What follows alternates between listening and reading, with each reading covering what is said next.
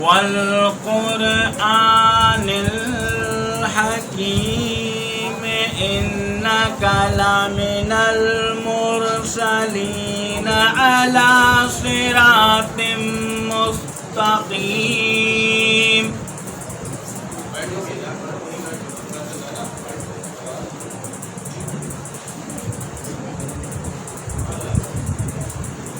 تنزيل العزيز الرحيم لتنذر قوما ما أنذر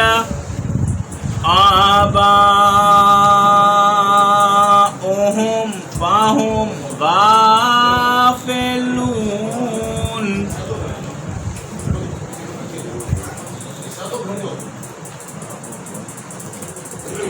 لقد حق القول على أكثرهم فهم لا يؤمنون.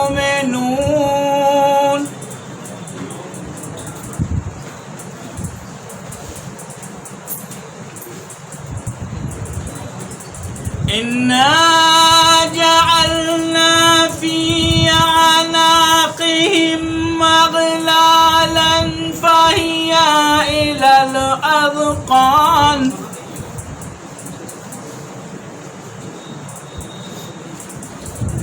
إلى الأذقان فهم مقمحون. صدق الله العلي العظيم وصدق رسوله النبي الكريم. نعرہ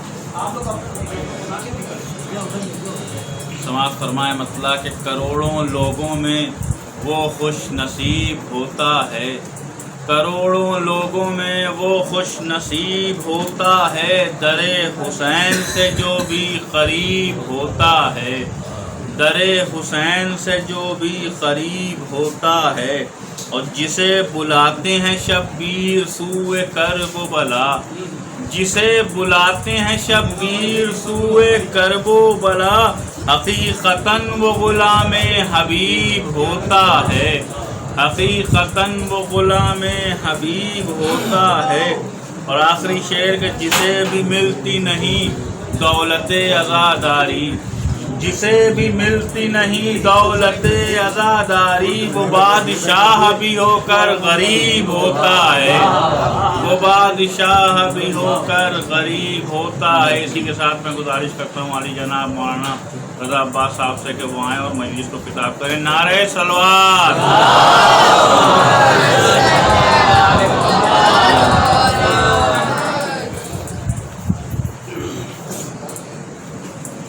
رحم اللہ من قرأ سورۃ الفاتحہ.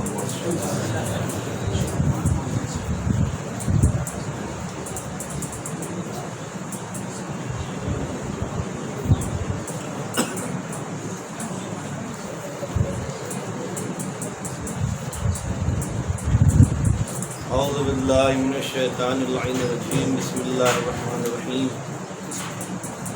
الحمد للہ رب العالمین والصلاة والسلام علی صاحب القمر مقام الہد مولانا و مولا الثقلین جد الحسن والحسین بالقاسم محمد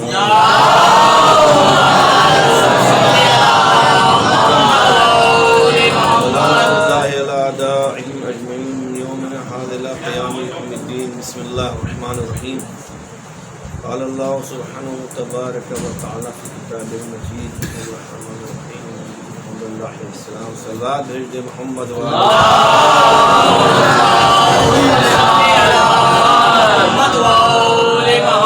علی گرامی. آج یہ عشرہ محرم کی 5ویں مجلس ہے. خدا بند عالم ارشاد فرما رہے ہیں کہ اللہ کے نزدیک بہترین دین جو ہے دین ہے وہ اسلام، اور اسلام کی بقا جو ہے وہ عزاداری امام حسین. جو آج اسلام باقی دکھ رہا ہے یہ عزاداری امام حسین کی ذات ہے۔ اسی کے ذریعے انسانوں کو جو ہے وہ تقویت ایمانی بھی ملتی ہے اور اخروی تقویت بھی جو ہے وہ اسی سے ملتی ہے۔ عزاداری امام حسین علیہ السلام ایک ایسا معجزہ ہے کہ جو کبھی کم ہونے والا نہیں ہے، اور اس سے سب لوگ یہ جان لیں کہ عزاداری امام حسین علیہ السلام کسی کے روکنے سے اور کسی کے مٹانے سے یہ مٹتی نہیں ہے، بلکہ بہت زیادہ ادوار ظلم گزر گئے مگر عزا امام حسین علیہ السلام کو جو ہے وہ نہیں روکتے۔ عزاداری امام حسین میں جتنی زیادہ صحیح کی جائے، جتنی زیادہ کوشش کی جائے، جتنا زیادہ عزاداری امام حسین علیہ السلام میں گامزن رہا جائے اتنے ہی ثواب کا باعث ہے۔ الحمدللہ آج ماحول ایسا نہیں ہے کہ جو ماحول متوکل عباسی، منصور دوانقی، ہارون یہ سب کے دور گزر گئے، کہ جو ایسے ایسے ظلم کرتے تھے اور ایسے ایسے ستم کرتے تھے کہ انسان کا اس وقت اپنے کو شیعہ کہنا ہی سب سے بڑا جرم تھا۔ عزاداری تو بہت دور کی بات ہے۔ یہاں تک ہے کہ عزاداروں کو چن چن کے قتل کیا جاتا تھا، کسی نے یا حسین کہہ دیا تو اس کو یہاں تک کہ اس دور تک، یعنی ابھی چند سال پہلے تک 15-17 سال پہلے تک کی بات ہے کہ جو ان ظالم بادشاہوں کا ایک اور نمائندہ جو عراق کے اندر بیٹھا ہوا تھا، صدام ملعون،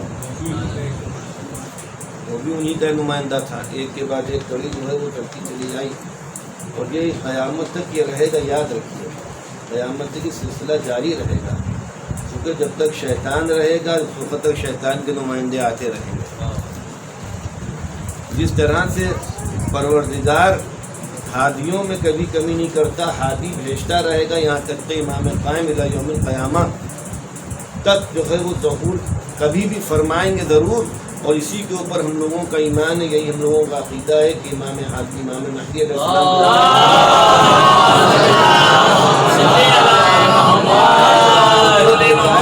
والا موجود ہے اللہ کی طرف سے۔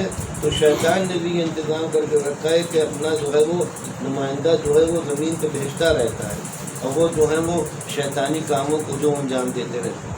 تو جب ایسے صدام جیسے ظالم اور یہ سب جو ہے عزاداری امام حسین علیہ السلام کے لیے جو ہے کچھ نہیں کر سکے، تو عزیزان گرامی پتہ ہی چلا کہ عزاداری رکنے والی نہیں ہے۔ لوگوں نے ہاتھ کٹوائے، اپنے پیر کٹوائے، یہاں تک کہ ایک ہاتھ کاٹ دیا گیا اور جا رہے ہیں، ایک پیر کاٹ دیا گیا جا رہے ہیں۔ ایسا بھی ہوا، ایسا بھی دور آیا کہ عزاداری امام حسین علیہ السلام زیارت امام حسین کے لیے جو ہے 2 آدمی ہوئیں گے تو ایک کو قتل ہونا پڑے گا اور ایک جو ہے وہ زیارت امام حسین کے لیے جائے گا۔ اس میں بھی لوگوں نے صحیح کری، لوگوں نے کہا اس رانے میں قتل ہونا جو ہے وہ مناسب ہے، کوئی بری چیز نہیں، قتل ہو جائیں گے مگر یہ کام کریں گے۔ عزیزان گرامی تو آج جو عزاداری ہم لوگوں کو ملی ہے، جو آج ہم لوگ اس ماحول میں عزاداری کر رہے ہیں، یہ تو بہت ہی خوشگوار ماحول ہے، بہت ہی اچھا ماحول ہے۔ اس میں عزاداری حسین کو زیادہ سے زیادہ کریے، اور آج وہ غربت کا زمانہ بھی نہیں ہے کہ جو سابق کے ادوار میں گزر گیا۔ مثال کے طور کے اوپر بصرے میں بہت عمدہ شان و شوکت والے شیعہ خانوادہ رہتا تھا، ایک بیٹا تھا اور زوجہ اور شوہر، اور پھر ایسا دور بدلا کہ ان کا سب کچھ جو ہے وہ ختم ہو گیا، اور یہاں تک کہ ایسا وقت ان کے اوپر آ گیا کہ ان کو اپنا ذاتی مکان بھی بیچنا پڑا، اور بنا یہ ہوئی کہ 2 مہینے بعد اب مکان بھی جو ہے وہ خالی کرنا پڑے گا۔ تو غیرت ایسی تھی اور محبت امام حسین ایسی ان کے اندر بھری ہوئی کہ ایک دن وہ جو ہے وہ شوہر جو ہے وہ بہت کس کے رونے لگا، تو اس کی زوجہ نے کہا، بچہ اس کا گیا ہوا تھا تو بڑا تھا، کہا کہ کیوں رو رہے ہو؟ کہا کہ میں اس چیز کے اوپر آنسو بہا رہا ہوں کہ ہر سال محرم آتا تھا تو ہمارے گھر کے اوپر ایک جھنڈا اور ایک پرچم جو ہے وہ لگایا جاتا تھا، جو اس چیز کی نشانی ہوتا تھا کہ یہاں کے اوپر 10 دن امام حسین کے اوپر امام حسین کی زداری ہوئے گی، لوگ امام حسین کے اوپر آنسو بہائیں، اس کے بعد امام حسین کے نام کے اوپر لوگوں کو غذا دی جائے گی، دسترخوان بچھایا جائے گا، لنگر تقسیم کیا جائے گا، کھانا کھلایا جائے گا۔ اس سال اگر ہم نے وہ پرچم نہیں لگایا تو لوگ مجھ سے بولیں گے، میں کیا جواب دوں گا؟ میں کیا جواب دوں گا؟ میں جھوٹ بھی نہیں بولنا چاہتا، میں کیا جواب دوں گا؟ بڑا غمگین تھا اور کہہ رہا تھا کہ امام حسین علیہ السلام ہماری اس مشکل کو کچھ حل کریں۔ اتنے ہی میں اس کی زوجہ جو تھی، دیکھیں آپ لوگ ماشاءاللہ سے اچھے حالات میں، اس کی زوجہ جو تھی وہ کہنے لگی، خوشحال ہوئی، کہنے لگی بس میرے دماغ میں ایک رائے آ گئی، اگر وہ آپ کو پسند ہو تو آپ اس کے اوپر لبیک کہیے اور اس کو انجام دے دیا جائے۔ کہیں کیا؟ کہنے لگی کہ ہمارا ایک بیٹا ہے اور اس وقت وہ وقت ہمارے اوپر آ گیا ہے کہ ہم اس کو راہ امام حسین علیہ السلام میں فروخت کر دیں اور بیٹے کو امام حسین کی راہ میں بیچ دیں، اور اس کے بعد جو ہے اس کے جو پیسے ملیں گے اس سے ہم یہ عزا امام حسین جو 10 دن بیان پاپا کرتے ہیں پہلی محرم دستک، اس کا انعقاد کریں۔ اس کی آنکھوں میں بڑے آنسو آئے، مگر اس نے کہا کہ اگر تمہیں اس کی اجازت دیتی ہو تو صحیح ہے۔ کہنے لگی کہ میری اجازت نہیں، بیٹا تو آپ کا، آپ اجازت دیتے۔ کہنے لگے ٹھیک ہے۔ دونوں میاں بیوی بیچارے روئے، اور جب بیٹا ایک دم سے باہر سے آیا تو بیٹے نے کہا کہ میں نے دیکھا کہ میرے ماں باپ مجھ کو سر ٹاپا بالکل سراپا دیکھ رہے ہیں اور روئے جا رہے ہیں۔ ہم نے کہا کہ مادر گرامی کا کوئی واقعہ ہو گیا، کیا بات ہے، کیوں آپ لوگ رو رہے ہیں؟ تو بیٹے سے کہا کہ بیٹا معاملہ ایسا ہے کہ ہم لوگ تم کو امام حسین کی راہ میں فروخت کرنا چاہتے ہیں، بیچنا چاہتے ہیں غلامی میں، تاکہ اس سے امام حسین کی زداری جو ہے بپا ہو سکے۔ بیٹے نے خدا کا شکر ادا کیا، کہا کہ اس سے بہتر کیا ہوگا کہ ہم امام حسین کی راہ میں بیچ دیے جائیں۔ بہرحال بیٹے کو جو ہے وہ اس وقت غلاموں کا یہ پہچان ہوتی تھی کہ ان کو گنجا کرا جاتا تھا، بال کاٹ دیے جاتے تھے۔ باپ نے بالوں کو کاٹا اور ایک مرتبہ بیٹے نے ماں کو دیکھا، ماں سے لپٹ کے رویا، باپ سے لپٹ کے رویا، کہ خدا حافظی کر کے اس کا باپ نے قیمت معین کر لی تھی کہ اتنی قیمت کا اس کو فروخت کریں گے تاکہ 10 دن کے اخراجات جو ہیں زداری کے نکل لے کے بازار میں گیا۔ یہ بصرے کا واقعہ ہے، بصرے بازار میں لے کے گیا۔ اب جب بازار میں لے کے گیا اس کو تو وہاں کے اوپر صبح سے شام تک کھڑا رہا، لیکن غلام جو ہے وہ بکا نہیں۔ اپنے ماں نے اس سے کہہ دیا تھا، زوجہ نے شوہر سے، کہ اس کو بیٹا کہہ کے نہ بیچنا، ورنہ کوئی اس کو خریدے گا نہیں، اس کو غلام کہہ کے بیچنا۔ جو آتا تھا قیمت بتاتا تو لوگ آگے چلے گئے۔ غروب آفتاب ہو گیا، یہ اس کو لے کے گھر لوٹایا، بڑا خوشحال لوٹا کہ چلو ایک رات اور اس کی ماں اس کی دیدار کر لے۔ دوسرا دن ہوا، پھر لے کے گیا۔ اب جب پھر لے کے گیا پھر بھی کوئی جو ہے وہ اس کا خریدار نہیں آیا، تو جب لوٹنے ہی والا تھا دیکھا کہ باب بصرہ کے صدر دروازے سے ایک گھوڑے سوار آیا اور سیدھا اس کے پاس آیا، اور آنے کے بعد نہ یہ کہا کہ اپنے بیٹے کو بیچو گے، نہ یہ کہا کہ اس غلام کو بیچو گے، بلکہ اس نے کہا کہ اس کی کیا قیمت ہے جو تم بیچو گے؟ تو اس نے اس کی قیمت بتائی کہ اس کی فلاں قیمت ہے۔ اس نے اس کی قیمت اس کو ادا کی۔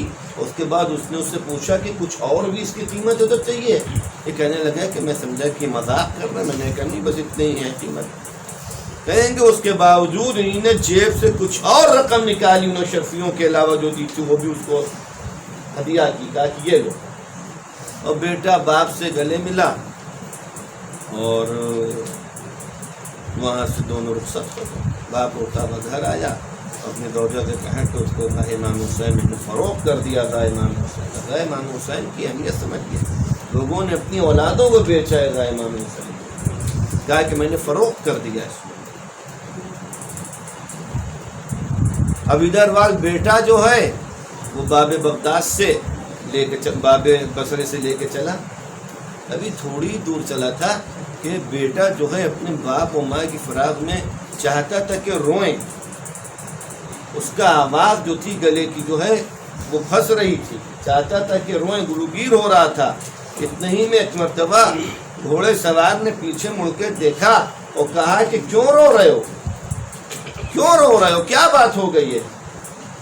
تو اس نے روتی ہوئی آواز میں کہا کہ جو میرا ارباب تھا، میرا آقا تھا، جس کے یہاں غلامی پہ تھے ابھی تک، بڑا اچھا تھا، بڑا رحیم تھا، بڑا شفیق تھا، اس کی جدائی ہم کو رلا رہی ہے.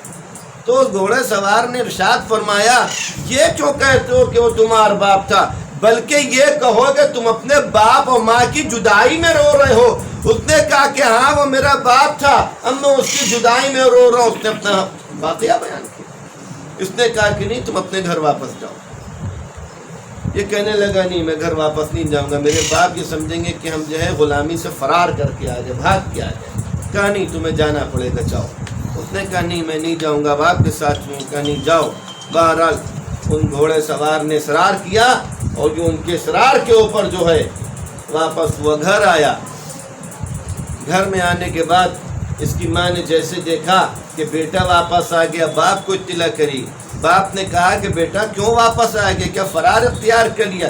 تو اس نے کہا بابا ایسی بات نہیں ہے، وہ ایسا آقا کہ آپ نے ہم کو بیچا تھا کہ جیسے ہی میں آپ کو یاد کر کے ایک لمحے کے لیے رونا چاہتا تھا وہ سمجھ گیا کہ وہ ہمارے رازوں کو بھی جان گیا.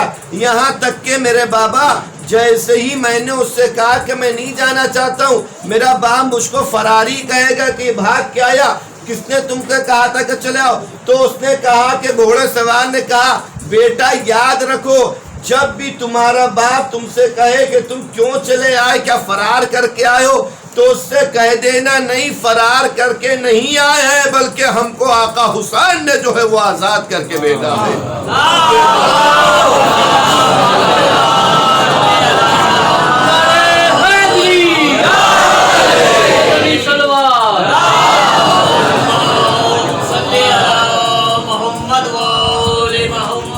آقا حسین نے جو ہے وہ آزاد کر کے بھیجا.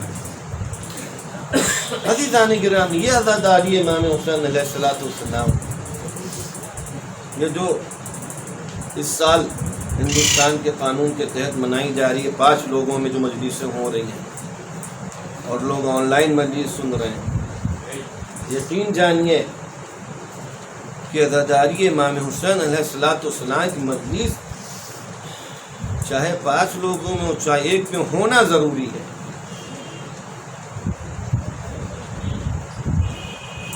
جو مختصر سے لوگ یہاں کے اوپر بیٹھے ہوئے ہیں، مجلس ہونا ضروری ہے عزیزان گرامی. اور اس مجلس سے امام حسین کے برکات ہیں، فائدے ہیں، ایسی برکتیں ہیں اس مجلس امام حسین میں، قسم خدا کہ اگر کسی کو اس کی برکتیں پتہ چل جائے تو وہ واجب عینی سمجھ کے مجلس امام حسین کو پتہ کرے. ایک مرد مومن، بہرحال واقعہ ایک اور ہے بیان کرتے، ایک مرد مومن بیان کرتے ہیں کہ ان کا ایک تاجر تھا، نصرانی عیسائی تاجر، دوست، بعد میں دوست ہو گیا. کہنے لگے کہ وہ جو ہیں وہ زیارت غدیریہ یعنی غدیر کے دن کی مولا علی کی زیارت کر کے لوٹ رہے تھے اپنے گھر کی طرف کشتی سے سمندر سے. تو اس میں جو ہے ان کا ایک ہم سفر جو ہے ایک نصرانی تھا، عیسائی تھا. تو کہتے ہیں کہ بڑا مؤدب بادب اور بہت اس سے گفتگو میں کشتی کا سفر کئی دن تک چلتا تھا، تو باتیں ہوتی تھیں، یہاں تک کہ وہ ہمارے ساتھ اس چیز کی رعایت بھی کرتا تھا کہ ہم کو جو ہے کھانے کی کسی چیز کو انوائٹ نہیں کرتا تھا، اس لیے کہ اس کو پتہ تھا کہ ہم دین اسلام کے پابند ہیں، ہم اس کے ہاتھ کا کھانا نہیں کھا سکتے. کہنے لگے کہ ایسی باتیں ہوتی رہتی تھی. ایک دن جو ہے اس نے ہمیں واقعہ سنایا، کہنے لگا کہ میرا جو ایک تاجر افغانستان میں میرا تاجر دوست تھا، ہم دونوں ساتھ میں پارٹنر تھے بزنس میں. مگر ہوتا یہ تھا دونوں ساتھ ساتھ بزنس کرتے تھے، اور سال میں جو اس کا منافع آتا تھا وہ ہمارے منافع سے 10 گنا زیادہ ہوتا. جیسے دو لوگ ساتھ ساتھ کوئی چیز بیچیں اور جب اس کا سال میں حساب کریں تو جیسے ہمارا منافع 1 روپیہ آ رہا ہے تو اس کا منافع سال میں جو ہوتا تھا 10 روپئے آتا. تو کہنے لگا کہ میں اس سے بہت پریشان رہتا تھا کہ میں بھی اتنی محنت کرتا ہوں، اگر 100 روپے اس نے لگائے ہیں محنت میں تو 100 روپے ہم نے بھی محنت میں لگائے ہیں، اور جتنا یہ خرچ کرتا ہے اتنا ہی میں بھی خرچ کرتا ہوں، مگر یہ کیا بات ہے کہ اس کا نفع جو ہے وہ ہمارے نفع سے 10 گنا زیادہ ہوتا ہے. کہنے لگا کہ ایک سال ہم نے اس سے کہا، دل میں سوچا کہ اب ہم ہر سال یہ نیا سال جو جاری ہوگا وہی خرچ کریں گے جو یہ خرچ کریں. کہنے لگا کہ ہم اسی طرح سے خرچ کرتے تھے، جو وہ لا رہے ہیں وہ ہم لا رہے ہیں، جو وہ پہن رہا ہے وہ ہم پہن رہے ہیں، یعنی قیمت کے حساب سے. کہنے لگا کہ اسی میں محرم آ گیا.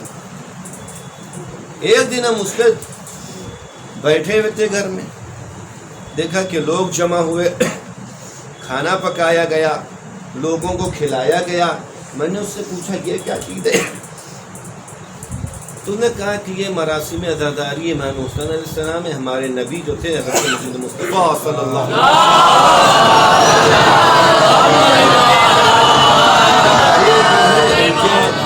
نواسے کو کربلا میں 3 دن کا بھوکا پیاسا شہید کر دیا گیا. 10 محرم کو ان کی شہادت ہوئی تھی، تو اسی مناسبت سے ہم لوگ جو ہے یہ مجلس کرتے ہیں اور لوگوں کو بلاتے اور کھلاتے ہیں. یہ جو تھا کہنے لگا کہ میں نے اس کے کیا یہ دیکھا تو میں نے کہا کہ چونکہ میں نے عہد کیا کہ میں بھی ہر وہ کام کروں گا جو کام یہ کرتا ہے. کہیں گا میں اپنے آفس گیا اور میں نے وہاں کے اوپر ایک روضہ خان کو تیار کیا، اس کو پیسے دیے، روضہ خان کہتے ہیں ذاکر کو، اس کو پیسے دیے، کہا کہ لوگوں کو بلا لیجیے اور ہماری کیا مجلس کر. وہ کہنے لگا کہ وہاں کے اوپر روضہ خان نے جو ہے سب لوگوں کو بلا لیا اور سارا انتظام اس نے کیا، اور اس کے بعد جو ہے میں اپنے آفس میں بیٹھا اپنا کام ہی کرتا رہا. مجھ کو کوئی اس سے لینا دینا نہیں تھا کہ یہ کیا پڑھ رہا ہے اور لوگ کتنا کھا رہے ہیں، کتنا اس کو جو ہے لے دے گئے. مجھ کو اس سے میں نے پیسے دے دیے، کہا کہ بس تم جو اس کا جو ہے اتنا ہی جو ہے وہ خرچہ جو ہے وہ مجلس کرتے. کہنے لگا میں نے جو ہے وہ مجلس امام حسین جو ہے وہ بپا کر دی. رات کو جو سویا تو مجھے بہت ہی زیادہ اس چیز کے اوپر جب سونے کے لیے لیٹا تو خوشی ہوئی کہ جو چیز اس نے بپا کی تھی وہی چیز ہم نے بھی بپا کر دی. اور کہیں گا میرے دل کو ایک سکون مل رہا تھا، ایک آرام مل رہا تھا.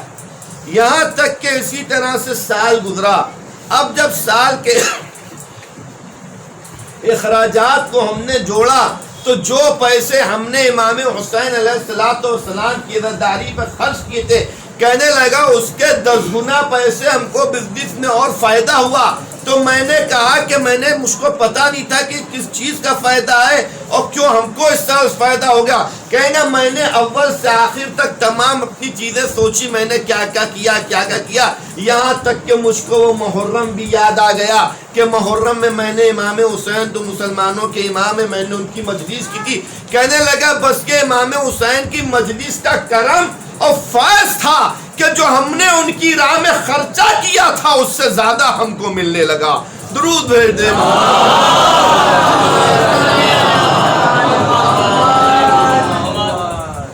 یہ تو دنیاوی پاداش ہے، دنیاوی فائدہ ہے، آخرت کے بھی فائدے ہیں. ایسی بات نہیں کہ آخرت میں نہیں ہے. حضرت آیت اللہ العظمہ بحر العلوم ان کے شاگرد شیخ حسین جو ابن نجفی کے نام سے معروف تھے، نجف میں رہتے تھے، وہ بیان کرتے ہیں. دیکھیں فائدہ اخروی بھی آپ سن لیے.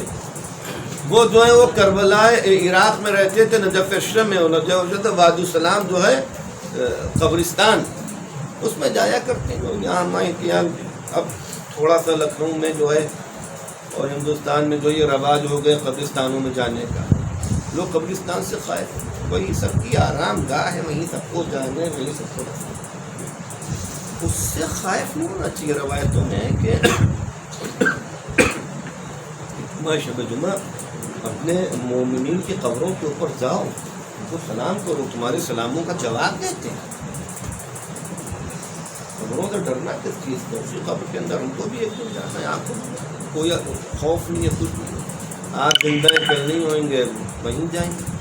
موت سے وہی آدمی ڈرتا ہے کہ جو باطل کے اوپر ہوتا ہے، اسی موت حق ہے اور حق کو باطل کبھی قبول نہیں کرتا ہے، اور مومن کا معراج جو ہے وہ حق ہے، اور حق جو ہے وہ آنا ہے، اس لیے وہ موت کو جو ہے زیادہ سے زیادہ پسند کرتا، اور جو موت کو پسند کرتا ہے وہ اپنے اعمالوں کے خانے کو بالکل درست رکھتا ہے کہ پتہ نہیں کس وقت موت آ جائے، محاسبہ کر کے سوتا ہے، اپنا حساب کتاب کر کے رہتا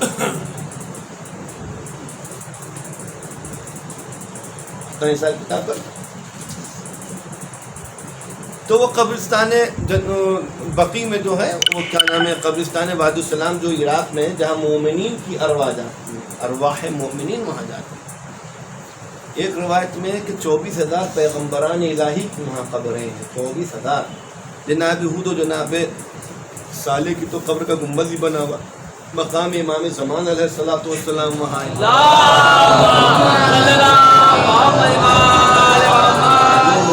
جاتے ہیں وہ انگلی سے اپنی قبر کا نشان بنا کے آتا ہے کہ ہم بھی یہاں لائے جائیں مرنے کے بعد۔ اور مومن کی روح، مومن دنیا کے کسی بھی حصے میں مرے، یاد رکھیں، مگر مومن کی روح کو جو ہے وہ قبرستان وادی السلام میں پہنچایا جاتا ہے، اور منافق اگر قبرستان وادی السلامی میں مر کے وہاں دفن کر دیا جائے تب بھی پروردگار نے جو ملائکہ نقال جو ادھر سے ادھر مردوں کو کرتے ہیں، جو ادھر سے ادھر کرتے ہیں، چاہے وہ وہیں مر جائے، خانہ کعبہ میں مرے اور وادی السلام میں لا کے دفن کر دیا جائے، تو ملائکہ نقال آئیں گے اور کہیں کے مومن جس کو لوگ حقیر سمجھتے ہوئیں گے اس کے جنازے کو اٹھا کے وہاں لے جائیں گے، اس کی قبر میں اس کو جو ہے کہیں اور جا کے ڈال دیں۔ روایات معصومین میں یہ چیز ہماری۔ تو کہنے لگے میں وادی السلام میں جو ہے غروب آفتاب کا وقت، غربت کو ان کے پاس عالم کا کھانے پینے کا کم تھا، اور یاد رکھیے علم جو علم بھوک میں رکھا ہوا ہے، جہاں کے اوپر زیادہ خوردنی ہوئے گی وہاں کے اوپر علم زیادہ ہوگا، جہاں کے اوپر کھانا پینا زیادہ ہوگا علم میں وہاں کے اوپر علم کم ہوگا، اس لیے حدیث علم جو ہے وہ بھوک میں رکھا گیا۔ تو وہ جو تھے وہ کہنے لگے کہ وادی السلام میں ہم تھے، غروب آفتاب نزدیک تب سوچ رہے تھے کہ لوٹے نجف امام علی کے حرم میں نماز پڑھیں۔ کہنے لگے نزدیک غروب تھا، سورج بس ڈوب چکا تھا، سرخی والی جو روشنی ہوتی ہے وہ باقی تھی۔ اتنے میں دیکھا کہ دور سے جو ہے ایک جمعیت چلی آ رہی، لوگ چلے آ رہے ہیں۔ قریب آیا تو میں نے رکا کہ دیکھیں کون لوگ آ رہے ہیں۔ جب بہت قریب آئے تو دیکھا کہ بڑے نورانی لوگ ہیں، اور آگے دو لوگ ہیں، ان کو میں پہچانتا تھا، اور ان کے آگے ایک گھوڑا ہے، اس کے اوپر ایک بہت نورانی چہرے والے شخص سوار ہیں، اور وہ ملائکہ جو ہیں ان کے پاس وہ چل رہے ہیں ان کے پاس۔ تو انہیں جن کو یہ پہچانتے تھے ان کا نام لے کے سلام کیا، نام لے کے سلام کیا۔ تو انہیں نے کہا کہ ہم جو تم سمجھ رہے ہو وہ ہم تمہارے دوست نہیں ہیں، اگرچہ ہم ان کی شکل میں تم سمجھ رہے ہو کہ ہم وہ نہیں ہیں، ہم ملائکہ لوگ ہیں، ہم ملائکہ ہیں، آؤ ہمارے ساتھ چلو۔ جو یہ گھوڑے کے اوپر یہ بیٹھے ہوئے ہیں یہ ایک مومن کی روح ہے، اس کے استقبال کے لیے ہم آئے ہیں، آؤ تم بھی ہمارے ساتھ چلو۔ کہتے ہیں کہ وادی السلام بہت بڑا قبرستان ہے، جو لوگ گئے انہوں نے دیکھا ہوگا، بالاخره ہزاروں قبریں۔ دعا ہے خدا ہم کو بھی وادی السلام میں دیکھا ملے۔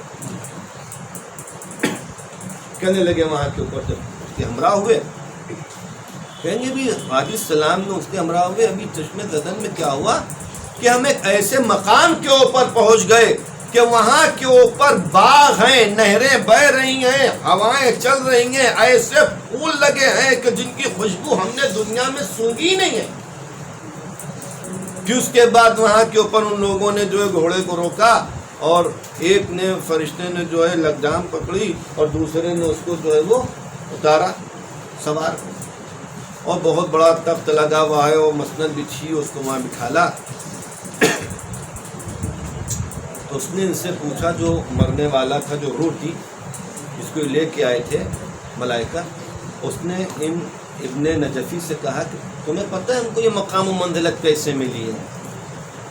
کہا کہ نہیں پتہ، آپ بہتر جانتے، بہرحال آپ کا شرف بہت زیادہ ہے، آپ کی عزت ملائکہ آپ کی خدمت کو جو ہے وہ انجام دے رہے ہیں، آپ کی منزلت بہت زیادہ ہے، ملائکہ آپ کی خدمت کو جو ہے انجام دے رہے ہیں۔ کہنے لگا کہ اسی راز کو بتانے کے لیے یہ پروردگار نے اپنے سر، اپنے راز کو تمہارے اوپر آشکار کر رہا ہے، چونکہ مرنے کے بعد کی کوئی چیز کوئی دیکھ نہیں۔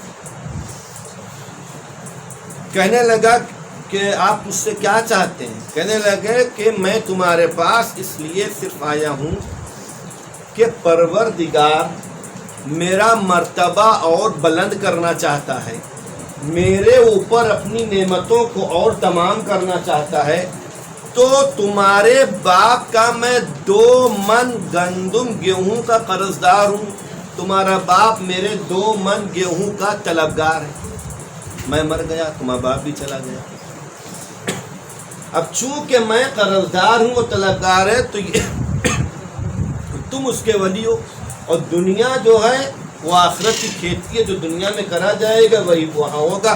اب دنیا میں چونکہ تم ہو وہ سب آخرت میں، اب تم دنیا کے اندر ہو، اپنے باپ کے جو ہے تم یہاں کے اوپر وارث ہو، ذمہ دار ہو، اب یہ بتاؤ کہ تم ہم کو وہ 2 من گندم حلال کر رہے ہو، یعنی معاف کر رہے ہو، جائیے کوئی بات نہیں، یا تم اس کے طلبگار ہو، ہم سے چاہتے ہو۔ یہ کہنے لگے کہ ہمارا وہ زمانہ جو تھا وہ بھوکمری کا زمانہ چل رہا ہے، ہم بھوک کے خوف سے جو ہے دن بھر جو ہے وہ وادی السلام میں بیٹھے رہتے تھے درس کے بعد، کہ گھر جائیں گے تو پھر سب بیوی بچوں کو کیا منہ دکھائیں گے، پیسے نہیں ہیں ہمیں۔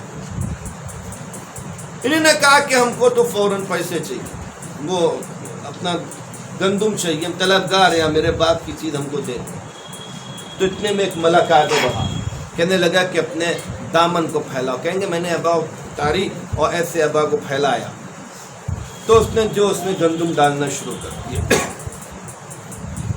جب گندم ہو گئے تو ملائکہ نے کہا کہ جو تمہارا حق تھا وہ تم کو مل گیا، اس کو باندھو۔ کہیں گے جب میں نے اس کو باندھا اتنے ہی میں نے اپنے کو دیکھا کہ میں سابقہ حالت کے اوپر جیسے وادی السلام میں کھڑا تھا ویسے ہی کھڑا ہوں۔ اب عزیزان گرامی آگے لکھا گیا ہے کہ اس شخص جس کی روح کو پروردگار پائے کمال تک اس کے اوپر اپنی نعمتوں کو اور تمام کرنا چاہتا تھا، وہ اس مقام و منزلت پہ کس لیے پہنچا؟ پہلی چیز تو یہ تھی کہ اس کے دل میں محمد و آل محمد کی محبت بہت زیادہ بھری ہوئی تھی، اور محمد و آل محمد کی محبت جو تھی اس میں بھری ہوئی تھی، اسی پہ دنیا سے گیا۔ اور اس کے بعد جو تھا، جو دوسری چیزیں تھی، وہ اپنے سال بھر کے جو اخراجات کرتا تھا، اور اس کے بعد جتنے بھی پیسے بچتے تھے، چاہے جتنے بھی بچے، وہ سب کے سب امام حسین علیہ السلام کی عزاداری میں خرچ کرتا تھا۔ چائے بنواتا تھا، ٹکڑے پکواتا تھا، حلیم پکواتا تھا، یعنی کہتے تھے جتنی رقم بھی بچ جائے وہ عزاداری امام حسین علیہ السلام کے اوپر خرچ کرتا تھا۔ عزاداری امام حسین پہ خرچ کرنے کا نتیجہ یہ ہوا کہ پروردگار جو قرضہ جو کبھی ادا نہیں ہوتا ہے کسی کا جب تک کہ ادا نہ کیا جائے، اس پروردگار نے اس کے اس راز مبہم کو اس طرح سے آشکار کیا کہ اپنے ایک راز کو جو ہے اس مخروص کے بیٹے کے اوپر آشکار کر کے اس سے قرضے کو ادا بھی کروایا، اور اس کو جو ہے منزلت کے اعلیٰ درجوں کے اوپر بھی پہنچایا۔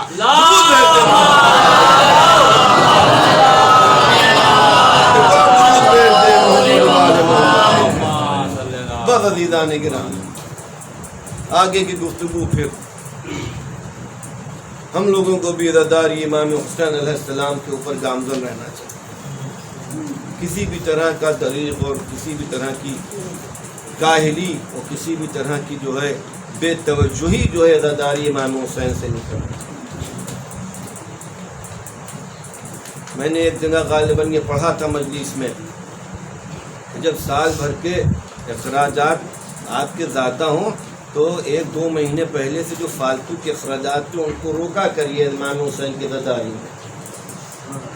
مثال کے طور کے اوپر کہ جو ہے وہ پانی سے پیاس بجھ سکتی ہے تو نئے مشروبات جو ہے وہ لے کے پینے کی ضرورت نہ کیا کریے، یہی پیسے جو ہے سوچ کے رکھا کریے کہ امام حسین کی عزاداری میں کام کریے۔ گھر میں کھانا پک رہا ہے، اس کے علاوہ ہوٹلوں میں کھانا ہوٹل بازی نہ کریے، اس کی پیسوں کو بچائیے کہ یہ امام حسین کی عزاداری پہ خرچ کرے جائیں۔ یقین جانیے یہ بہت ہی ثواب کا کام ہے، اس لیے کہ یہ اس مظلوم کی عزاداری ہے کہ جس کو کربلا کے میدان میں رلا رلا کے مارا گیا۔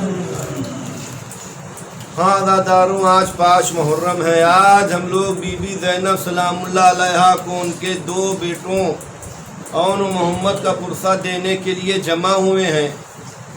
یہ عزاداران مظلوم کربلا، اون و محمد، مدینے سے قافلہ چلا۔ جناب عبداللہ اون و محمد کے بابا مریض تھے، مدینے میں رکے تھے۔ امام حسین علیہ السلام نے اون و محمد کو بھی مدینے میں اس لیے چھوڑا تھا کہ تم اپنے بابا کی جو ہے وہ تیمارداری کرنا، بابا تمہارے مریض ہیں۔ قافلہ چلا گیا تھا، ابھی کچھ فاصلے میں قافلہ پہنچا تھا، مدینے سے نکل کے ذرا ہی سے فاصلے پہ پہنچا ہوگا قافلہ کہ سرکار شہادت نے کیا دیکھا کہ مدینے کی طرف سے گرد و غبار اڑ رہی۔ آواز دی قافلے کو روکا جائے، قافلہ روکا گیا، دامن گرد و غبار چاک ہوا تو کیا دیکھا کہ جناب عبداللہ اون محمد کو لے کے آ رہے ہیں۔ آقا حسین نے ارشاد فرمایا، عبداللہ جب آپ ہم کو رخصت کر چکے تھے تو آپ کیوں دوبارہ تشریف لے آئے؟ تو آواز دیتے ہیں کہ آقا اگر آپ اجازت دیں تو ہم حضرت زینب علیہ سے جو ہے 2 گول گفتگو کر سکوں۔ امام حسین نے ارشاد فرمایا، بہن زینب، عبداللہ آپ سے کچھ گفتگو کرنا چاہتے ہیں۔ عبداللہ جناب زینب سلام اللہ علیہ کی محمل کے قریب آئے اور آنے کے بعد سلام کیا۔ سلام کے بعد کہتے ہیں کہ زینب ہمیں آپ سے کچھ بات کرنا ہے۔ جناب زینب کہتی ہیں کہ عبداللہ ہم سے سب کچھ کہیے گا مگر یہ نہ کہیے گا کہ میں حسین کا ساتھ نہ جاؤں۔ عبداللہ نے کہا نہیں شہزادی، میں اس لیے نہیں آیا ہوں یہ کہہ کے ایک ہاتھ اون کا لیا، ایک ہاتھ محمد کا لیا۔ اے زینب، ارے راستہ پر خطر ہے، خطرات زیادہ ہیں، نبی کے نواسے آپ کے ساتھ ہیں، آدھا کا نرغہ ہے۔ اے زینب، اگر کہیں مصیبت آ جائے میرے آقا حسین کے اوپر تو لیجیے اون کو اپنی طرف سے حسین پہ قربان کر دیجیے گا، محمد کو میری طرف سے قربان کر دیجیے گا۔ لیے عزاداروں، اون و محمد کربلا میں آ گئے۔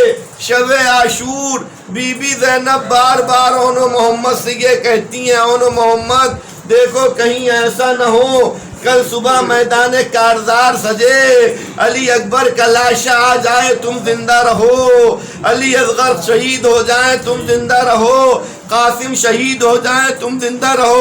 اے اون و محمد کہیں ایسا نہ ہو میرے بھیا کے گلے پہ چھری چل جائے تم زندہ رہو۔ جناب اون و محمد کہتے مادر گرامی، ہم کو بابا سے فقط آپ اذن جہاد دلا دیجئے، پھر آپ دیکھیے گا جعفر طیار کے پوتے علی کے نواسے کس طرح سے یہ تلوار چلاتے ہیں۔ ہاں عزاداران مظلوم کربلا، لیے صبح عاشور بھی آ گئی۔ اون و محمد بار بار ہاتھوں کو جوڑے ہوئے، ماموں جان ارے مجھے اجازت دے دیجئے۔ حسین مظلوم کہتے ہیں اے اون و محمد تمہیں کیسے اجازت دے دیں؟ اے اون و محمد، ارے تم میری بہن زینب کا آسرا ہو۔ تو اون و محمد کہتے ہیں ماموں میری ماں ہی نے کہا ہے کہ جاؤ۔ ہاں عزاداران مظلوم کربلا، وہ وقت بھی قریب آ گیا کہ لاشوں پہ لاشیں آنے لگے۔ ایک مرتبہ جو زینب خیمے میں آئیں تو کیا دیکھا، اون و محمد سر جھکائے ہیں۔ اے اون و محمد کیا غضب ہو گیا، گنجے شہیداں شہداء کے لاشوں سے سج رہی ہے۔ اے اونو محمد ابھی تک تمہارے لاشیں نہیں آئے، اے مادر گرامی ارے مجھ کو میرے ماموں جان سے اجازت دلوا دیجئے۔ ارے یہ سنت زینب نے آقا حسین کو بلایا، اے بھیا ارے میرے لالوں کو کیوں نہیں اجازت دیتے؟ زینب کبریٰ کی آواز پہ حسین کہتے ہیں اے بہن زینب ارے یہ آپ کے نور عین ہے، اے زینب آپ کی نسل ختم ہو جائے گی، اے زینب میں کیسے اجازت دے دوں؟ تو ایک مرتبہ جناب زینب کہتی ہیں اے بھیا ٹھیک ہے آپ اجازت نہ دیجئے، لیکن جب روز محشر میری ماں فاطمہ مجھ سے کہے او میرے نانا رسول مجھ سے کہے کہ زینب اونو محمد زیادہ پیارے تھے یا میرا حسین، اے زینب اے بھیا تو آپ ہی جواب دیجئے گا۔ ارے یہ سننا تھا، حسین نے کہا اونو محمد ارے باہر آئے ننے ننے نیمچے باندھے، اے عزادارو قیامت ہو گئی۔ اتنے کم سن شہزادے تھے کہ گھوڑے پہ خود سے سوار نہ ہو سکے، ایک کو حسین نے سوار کیا، ایک کو عباس علمدار نے سوار کیا۔ اے عزادارو عالم یہ ہے اونو محمد میدان کربلا میں دشمنوں کی صفوں میں اتر گئے، میمنے کو میسرے پہ پھینکا، میسرے کو میمنے پہ پلٹا، کبھی قلب لشکر میں تلاتم مچا دیا۔ ایک مرتبہ پسر سعد کھڑا ہوا اور کہتا ہے اے ظالموں،